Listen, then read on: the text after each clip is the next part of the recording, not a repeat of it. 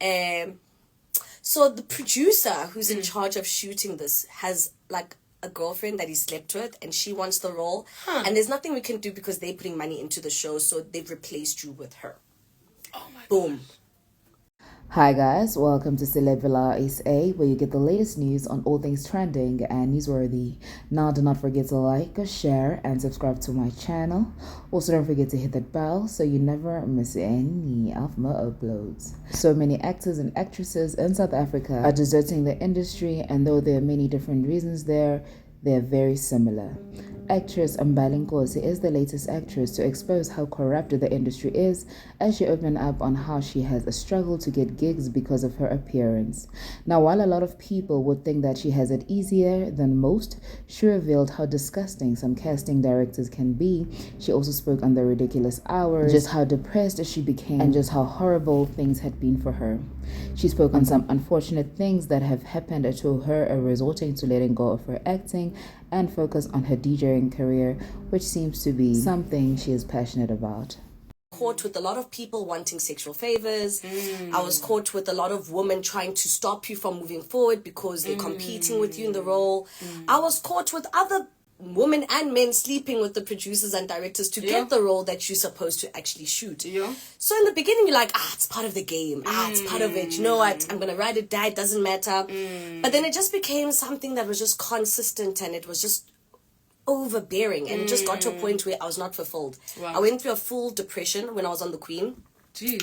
Full depression. I was there for a year, and I was shooting 16-hour days, waking up 4 o'clock in the morning, going to set at 5, finishing at 8 p.m., 9 p.m., coming back to read your lines for tomorrow from 10 till midnight, to sleep 3 hours, to go back and do it all over again. And you're shooting Monday to Saturday. And then I sat and I was like, when do I have time for family? When do I have time for friends? When do I have time for me? And I also do businesses, so I didn't have time to pursue the things that also keep me alive. So I made a conscious decision of, I'm going to stop, and I'm going to pause, and I'm going to take a breather, because even though, yes, it is an industry that is something I always wanted to be a part of, it was a huge dream, I can say I ticked it. It's fine. I'm okay with it, man. I did the soapies, I did the telenovela, I did the series. I'm like, it's okay, you know? Yes, as a child, you have the dream of, I want to go international, I want to, but I also want to be happy. Absolutely. And I want to see my people, and I want to push my dreams. And I just felt it wasn't a space that was making me happy. I was happy sometimes. I'm not going to act like I was depressed every day, but majority of the time, I just felt like I don't want to be angry every day at work. Absolutely. I don't want to be depressed every day at work. And I also don't want to be worried, where's my next check coming? Yes. Or what role am I going to now get? And not even in the worst way, guys. Spade a spade.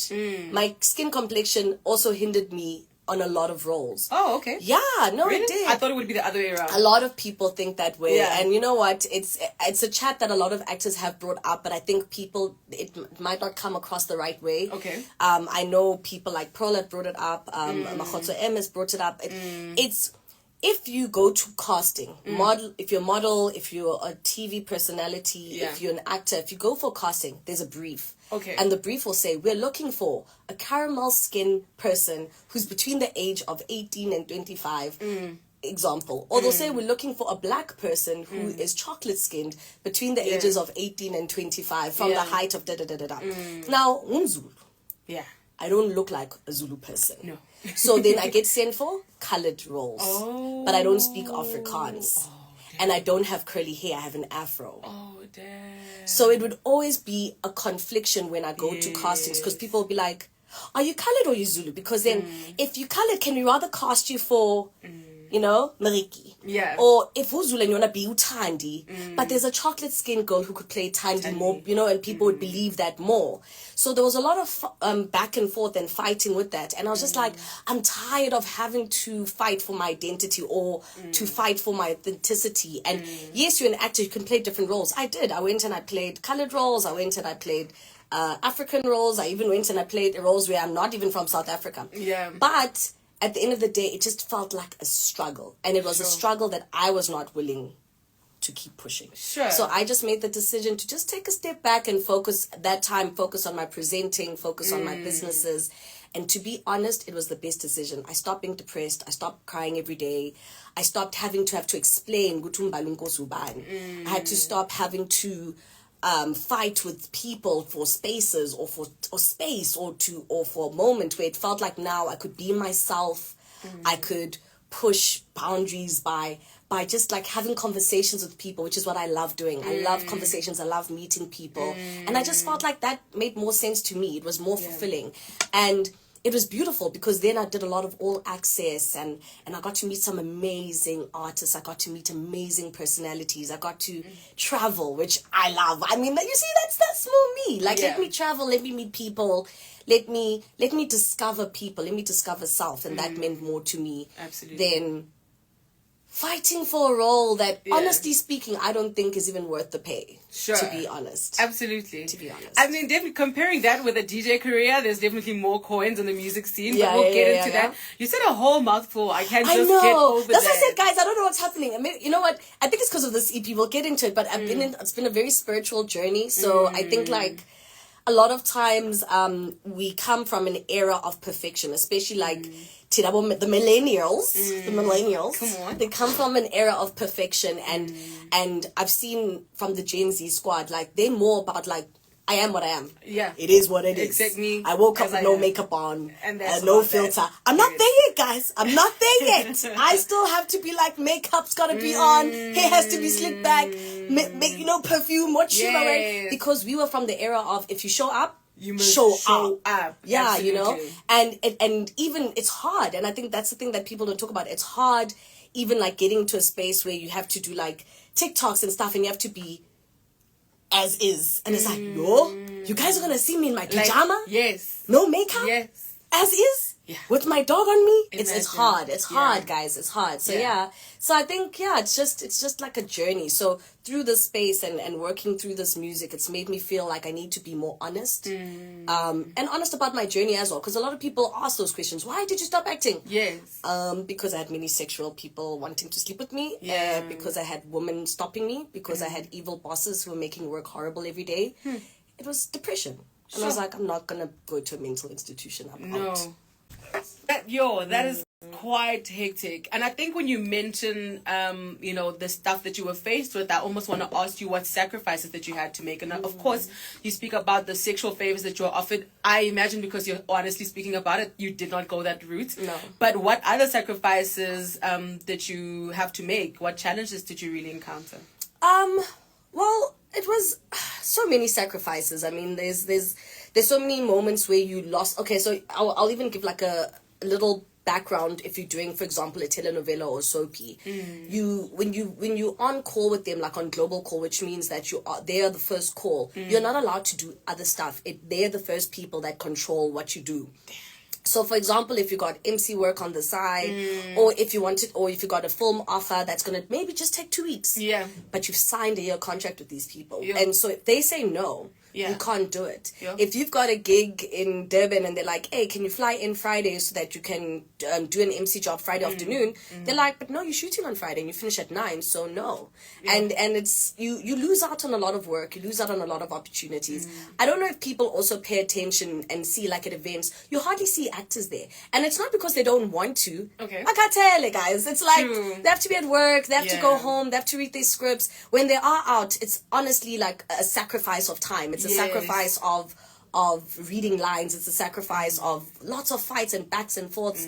But I'm not gonna like bash the industry. I mean, there's so many good people in it. There's so many good directors. There's so many great people you get to meet in it. And if it's your passion, go for it fully. But just be prepared that it's not an easy space to be in. And it's honestly, it's not for the weak at heart. And I'm a very emotional person. So I can cry at I can cry very easily, and I get very affected by things very easily. So for me, it was a space I loved, but personally, I think it was easier to do series and to do things that are, 6 weeks nyana. 2 months and out. But I just felt a telenovela was draining, and because it was the last thing I did, I was just like, nah, I'm good. I'm good. I mean, you spoke about having depressive, I'll call them episodes, because it was not. You said it was not just all the time. It was not all the time. Yeah. But how did you even get through those? You also spoke about the quiet. So like, how did you even get out of that space? That's when I started hiking, actually, which is one of my biggest hobbies. Okay. And I just always felt like I was more happier in nature. So I was like, you know what? Maybe if I start walking more and I start speaking to myself more alone, it'll be easier. So I started a hiking club back then, and I actually did very well. I had like so many people a part of it. Yeah. And we'd like go to like different hiking spots. You'd go to Henops, you'd go to different places in Pretoria, you'd go to you'd even like take trips and go to like different hiking spaces in Mbali, or you're going to Cape Town and taking hiking trails. And it became like a fun thing, which was also active, but also a form of meditation. So it was a moment to just sit and think. And even till this day, my best ideas come from when I'm hiking. So I'll go and hike and say, what do I want to do? Does this make me happy? Is this sufficient? Do I like this? Yes, no, okay. Out. Or yes, let's take another hike and let's think of how we're gonna like accomplish this. And I started doing that. I also spent a lot of time with family. They're always like a huge pillar for me. And it was honestly like they're the ones who always say, Mbali, what do you want to do? Are you doing it for people, or are you doing it for you? Because you have to live this life. Absolutely. And I was like, I don't want to look like a failure, because then you look like you fell off. And then they're like, okay, mother, you're crying every day and you're depressed every day. And the people you're working with aren't making you happy every day. Say the acting industry in general. I mean, right now it's quite a big conversation in terms of just seeing some of our thespians become just down and out and struggle. That's one element. But also when you spoke about sexual favors, I always wonder, why is it that we never call out these perpetrators? And people don't call them out, Jazz. Because that's why the state of the industry will still remain, where people, even generations after. You know what? To be honest, you know what? I'm going to say to be honest a lot of times today. Yeah. It's an honest episode. It's an honest episode. Yeah. But to be honest, the reason why people don't call people out is because the people who are asking you to do those jobs are the bosses. So if you say no, or you call them out, you can be blacklisted. True. And you won't get work ever again. True. Or you'll be put in a position where now you don't even get the callbacks, or you don't even get the short listings, or you don't even get the show, because if it's the head of channel, like, and how many people does he know in the industry are under him? Sure. So it just doesn't work like that. And that only doesn't work for channel heads. It also works for producers and production companies. If you are not in the right space with the producer, every show they do after that, they're not going to call you. For sure. Why must I call you? It's my company. Yeah. So people rather just keep it to themselves. It was a conversation between the people amongst ourselves. Hectic. But then you'd never go to media and stuff, because it could ruin your own career path. True. And that's why I said I don't want to be in that space. Imagine I must be worried about I can't say how I feel. And I'm a very talkative person. Yeah. Like, it's very hard to be like, guys, this is what I did not experience. Guys, I experienced this. And then you have to say, but I can't, because now I'm not going to get that casting tomorrow. True. I need to hold it in, because I'm not going to get that. Yeah. And I took a break. Yeah. And then 2 years back, I got a casting. And I don't know what made me do it. I said, let me go. It's been, it's been years. Maybe the industry's changed. Yeah.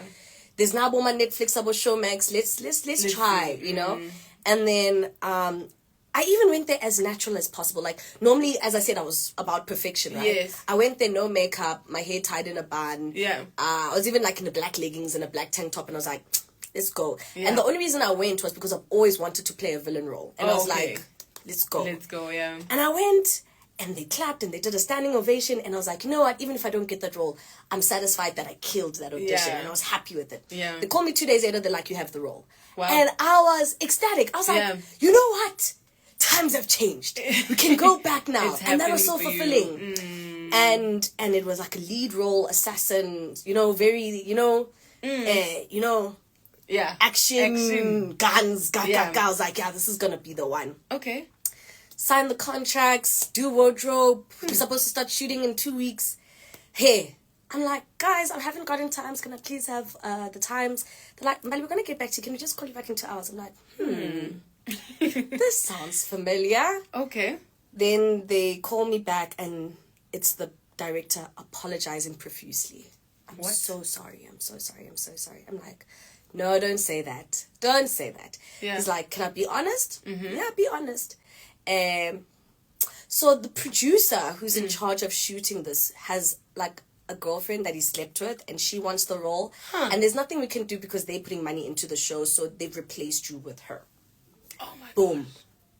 That is crazy. I cried. I think I cried for like a week. I went to my boyfriend. I was crying. I was like, you see, this is why I don't do acting. Yeah. This is why I don't do.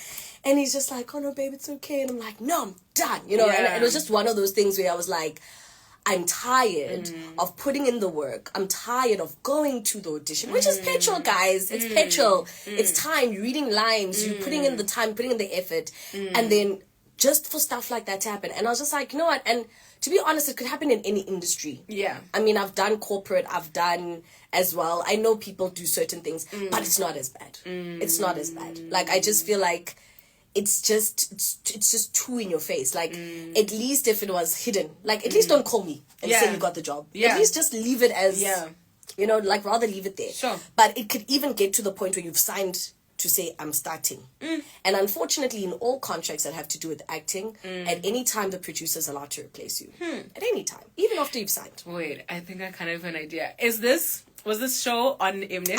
I'm not adding further. You see, already I've said too much. This is what got me in trouble in Big Brother. Okay. I talk too much, number one.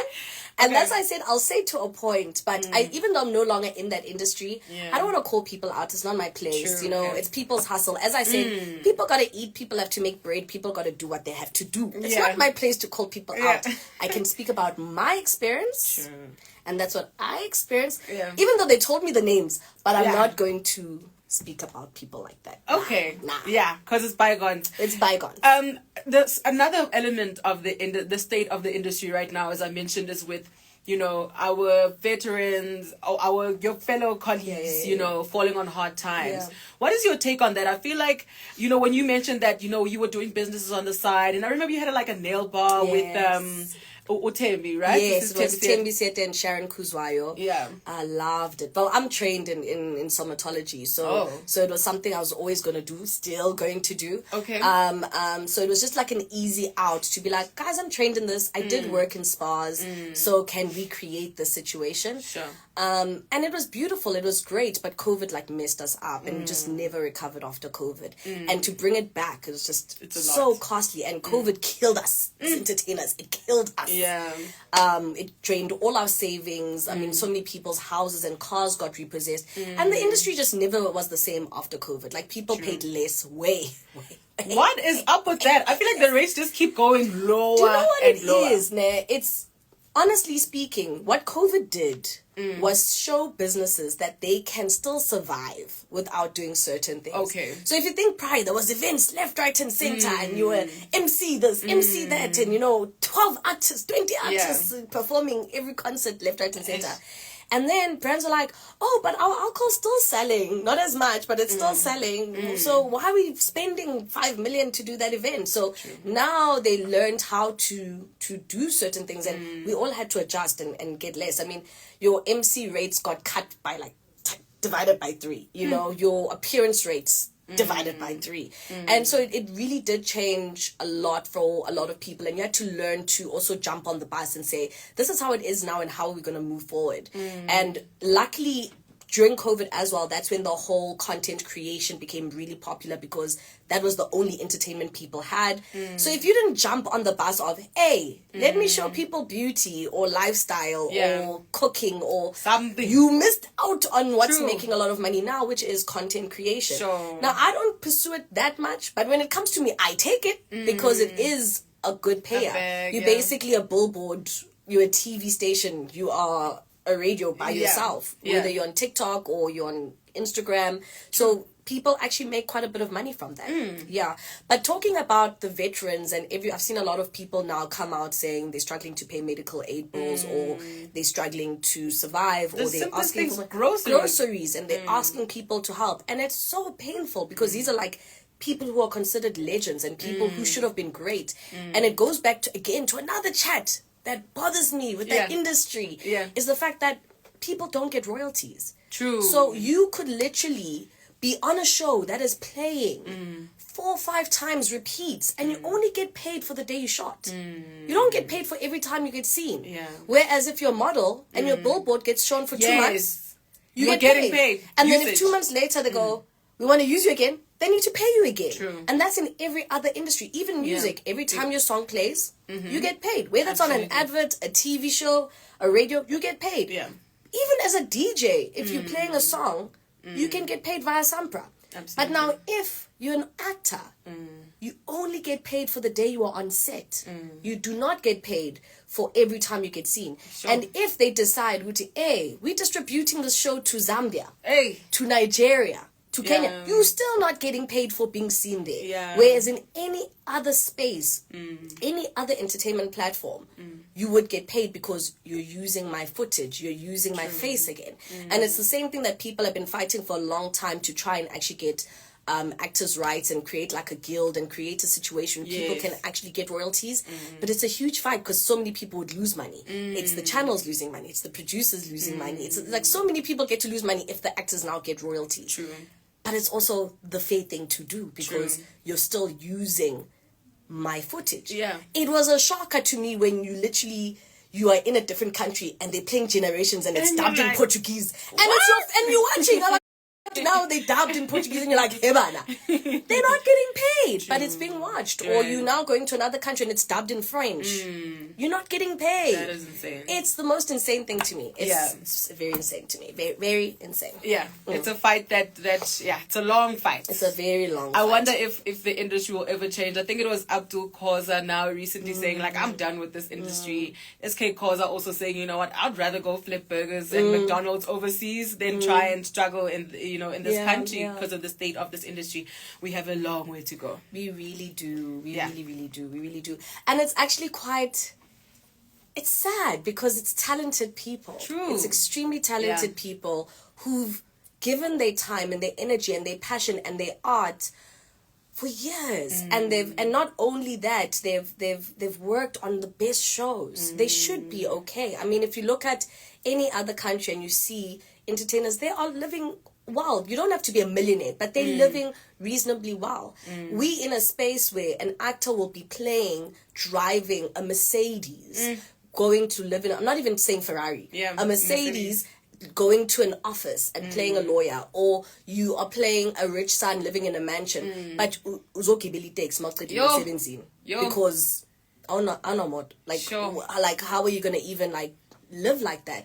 And then because you're actually a celebrated person, people go, how Gandana Moto? What are you doing here? Like, how? we both in the taxi together. Ganjan manje. And it's a crazy thing when you think of that. Like, what do you mean?